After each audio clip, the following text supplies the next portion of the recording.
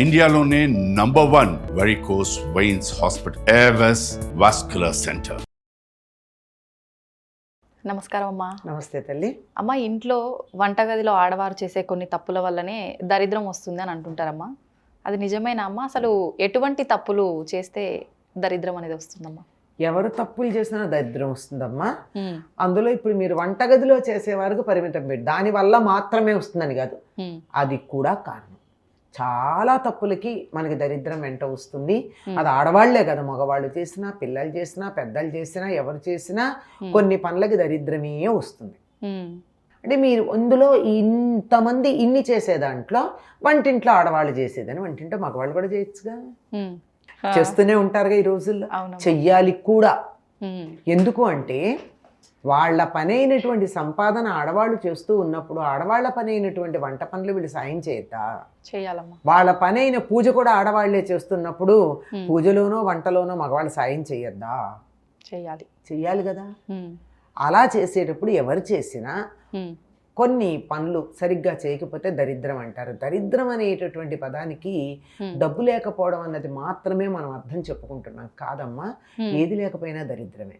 ఆరోగ్యం లేకపోవడం దరిద్రం, చదువు లేకపోవడం దరిద్రం, బుద్ధి లేకపోవడం దరిద్రం, తర్వాత సమయానికి వస్తువు అందుబాటులో లేకపోవడం దరిద్రం. బ్యాంకులో డబ్బు ఉంది కానీ మంచినీళ్ళు లేవు. ఎలాగా? బ్యాంకులో బోలెడు డబ్బు ఉంది, ట్యాప్ రాలేదు, కరెంట్ లేదు, వాన, బయటికి వెళ్ళే పరిస్థితి లేదు, దరిద్రం కదా. అవునమ్మా. ఇలాంటి రకరకాల దరిద్రాలన్నీ కూడా అనేక కారణాలుగా మనకు వస్తూ ఉంటాయి. అట్లాంటి వాటిల్లో వంటింట్లోంచి అన్ని వైపులకి వెళ్ళేవి ఏమిటి అంటే శారీరక మానసిక ఆరోగ్యాలు. మనం తినే ఆహారం ద్వారా శరీరానికి ఆరోగ్యం వస్తుంది. ఆహారం వండి వడ్డించి తినే పద్ధతి ద్వారా మానసిక ఆరోగ్యం వస్తుంది. వండేవాళ్ళు ఎందుకు వండాల్సి వచ్చింది, నా కర్మకాలి వండుతున్నాను, నన్ను వంట మనిషిలా చూస్తున్నారు అనుకుని ఇంట్లో వాళ్ళ మీద కోపంతో తిట్టుకుంటూ వంట చేసినట్టయితే మానసిక ఆరోగ్యం బాగుండదు తిన్నవాళ్ళది. వాళ్ళు బాగుండాలి, తిన్న వాళ్ళందరూ బాగుండాలి అంటే వాళ్ళు ఇష్టంగా తినాలనుకుంటూ మంచి భావనలతో చెయ్యండి. మంచి భావనలు కుదురుగా ఎక్కడుంటాయండి మనకి? అందుకని ఏదో దేవతా స్తుతులు చేసుకుంటూ వంట చేయమని చెప్పారు. కనుక వంటింట్లో మొట్టమొదట భావనలు బాగుండాలి, వాతావరణం బాగుండాలి. అంటే వంట చేసేటప్పుడు, పెట్టేటప్పుడు, తినేటప్పుడు కూడా మనసు చక్కగా కనుక్కున్నట్టయితే మనసుకు ఆరోగ్యం వస్తుంది. ఇక శరీరానికి సంబంధించి అయితే వంటలు శుచిగా లేకపోతే అనారోగ్యం రాదా? వస్తుందమ్మా. సరిగ్గా మూతలు పెట్టలేదు, బొద్దింకలో, ఎలుకలో, బల్లులో మూత దాని మీద వెళ్ళుంటాయి, అనారోగ్యం రాదా? వస్తుంది. తర్వాత ఉప్పు మీద మూత పెట్టలేదు, అంత నెగిటివ్ ఎనర్జీని అది ఉప్పు అట్రాక్ట్ చేస్తుంది కదా. ఉప్పుకున్న లక్షణం ఏమిటంటే నెగిటివ్ ఎనర్జీని అట్రాక్ట్ చేయడం. అందువల్లే ఈ చైనా సంప్రదాయం వాళ్ళు, చైనా కాదు జపాన్, చైనా కూడాను, వాళ్ళు చేసే పని ఏమిటంటే రాళ్ల ఉప్పు అక్కడక్కడ పెడతారు ఇంటికి నలుగురు వచ్చేటప్పుడు. ఆ వచ్చేవాళ్ళు ఎవరైనా నెగిటివ్ ఫీలింగ్స్తో కనుక వచ్చినట్టయితే ఆ ఉప్పు దాన్ని గ్రహించేస్తుంది. అందరూ వచ్చి వెళ్ళిన తర్వాత ఉప్పు తీసుకెళ్ళి ఫ్లష్ చేస్తారు. ఎక్కడ మీరు మొక్కల్లో వేస్తే మొక్కలు చచ్చుకుంటాయి ఆ నెగిటివ్ ఎనర్జీకి. అందువల్ల ఫ్లష్ చేసేస్తారు మళ్ళీ బయటికి రాకుండా. మరి అందుకని ఉప్పు మీద మూత సరిగ్గా లేదనుకోండి నెగిటివ్ ఎనర్జీ ఇచ్చేస్తుంది. అలాగే ఉల్లిపాయ కట్ చేసి అక్కడ పెడతారు.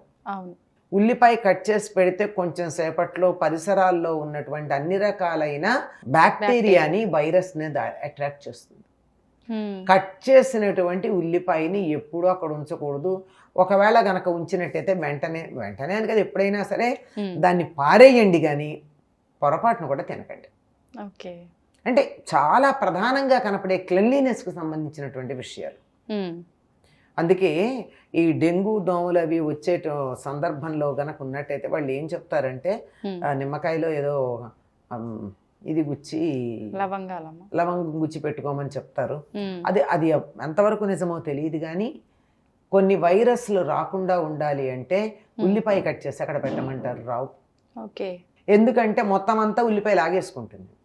దాన్ని మనం తిన్నామనుకో మన లోపలికి వెడుతుంది కదా. అవునమ్మా. అంచేత ఇట్లాంటి పనులు ఏవైతే ఉన్నాయో చెయ్యకూడదు అనుకుని పెద్దలు చాలా చెప్పారు. Hmm. వాటికి శాస్త్రీయంగా ఈ మధ్య కాలంలో వాటిని పరిశోధన చేసి దీనివల్ల ఇది ఉందని చెప్తున్నారు.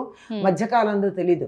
పెద్దలు చెప్పారు, మొండిగా చెప్పారు, వాళ్ళు ఏదో మూర్ఖంగా చెప్పారు, చాదస్తంగా చెప్పారు, మనం దాన్ని ఫాలో అవ్వక్కర్లేదు అనుకునే వాళ్ళు కనపడుతున్నారు. కానీ దాని వెనకాల ఏదో ఒక రకమైనటువంటి శాస్త్రం ఉంటుందేమో ఆలోచిద్దామని కూడా లేకుండా ఉంది. అటువంటి పనులు చేయకూడదు. మొట్టమొదట బాగా గుర్తుంచుకోవాల్సింది వంటిల్లు. పొయ్యి అంటే ఈ రోజుల్లో స్టవ్ అయింది. స్టవ్, వంటిల్లు అంటే సరిపోటాలి. ఈ మధ్య గట్టు ఒకటి ఉంటుంది, అంటే కూర్చుని వంట చేయట్లేదు కదా మనం, అంచేత గట్టు ఒకటి ఉంటుంది. ఇవన్నీ శుచిగా కనుక పెట్టుకున్నట్టయితే అనేక రకాలైనటువంటి అనారోగ్యాల నుంచి దూరంగా ఉండొచ్చు. చాలా అనారోగ్యాలన్నీ మనకు వంటింటోంచే బయలుదేరి వస్తాయి. చేతులు సరిగ్గా కడుక్కోక, కూరగాయలు సరిగ్గా కడగక, వండేటప్పుడు శ్రద్ధ లేకుండా, పురుగులు ఈగలు వాలినటువంటి వాటిని వండుకుంటూ, చెప్పాను కదా ఉల్లిపాయలు లాంటివి కట్ చేసి ఉంచి వాటిని మళ్ళీ వాడుతూ, ఇలాంటివన్నీ చేయడం వల్ల అనేక రకాలైనటువంటి సమస్యలు వస్తాయి. ఇవన్నీ కూడా దరిద్రం అంటే ఇంకేంటమ్మా, అందరూ రోగంతో పడుంటే దరిద్రం కదా. అవునమ్మా. అందరూ తిట్టుకుంటూ కొట్టుకుంటూ ఉంటే దరిద్రం కదా. ఇలాంటి దరిద్రాలన్నీ వస్తాయి. అందుకని ఇంత లోతుగా ఆలోచించలేరు గనక అనారోగ్యం వస్తుంది. ఇవన్నీ చెప్తే మన బుర్రకి ఎక్కదు. నేను చాలా స్ట్రాంగ్, ఎవరికి వాళ్ళు ఐఎమ్ ద మెహదీ కదా, ఎవరికి నాకేమీ రాదనేటటువంటి నమ్మకం ఉంటుంది. అందుకని దరిద్రం అని ఒక మాట చెప్తే శుచిగా ఉంటారు అని అక్కడ ఉద్దేశం. అంతే. నీట్గా ఉండాలమ్మా వంటింట్లో. బల్లులు, పురుగులు, బొద్దింకలు, ఎలుకలు తిరగకుండా ఉండేట్టు చూసుకోవాలి. దానికి సంబంధించిన ఏర్పాట్లు అందరికీ తెలుసు. అవునమ్మా.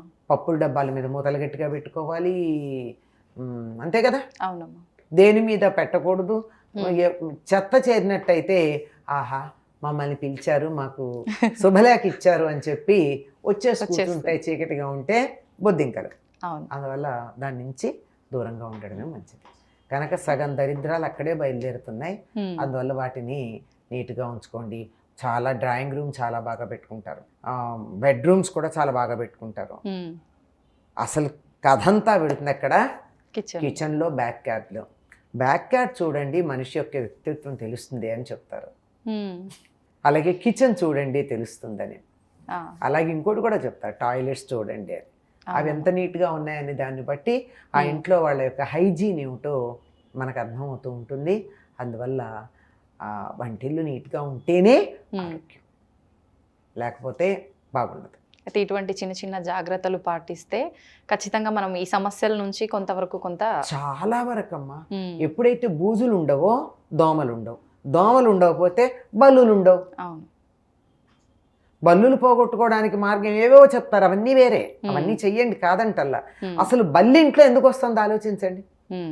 దానికి ఆహారం ఉంటే వస్తుంది, ఆహారం లేకుండా చెయ్యండి. దాన్ని చంపద్దు, దానికి ఆహారం లేకుండా చేయండి. ఓకే. అంటే బూజులు లేకుండా చూడండి. ఈగలు, దోమలు, ముసమలు ఇలాంటివి చాలా కష్టపడుతుంది. అది బలంగా ఉండదు, ఆహారం దొరికే చోటుకు పెరిగదు. ఇవన్నీ దరిద్రం అని ఒక పదాన్న దాని వెనకాల చాలా విశేషాలు. అవునమ్మా. ఇప్పటికే 1-2 స్థాళీపులాక న్యాయం అంటామే, అట్లా 1-2 అలా చూపించాం. కానీ కొన్ని వందలు ఉన్నాయి. వంటింట్లో ఎలా ఉంటే మనం అంతా బాగుంటాము అన్నది చెప్పాలంటే. చాలా బాగా చెప్పారమ్మా. ధన్యవాదాలు. నమస్తే అమ్మా.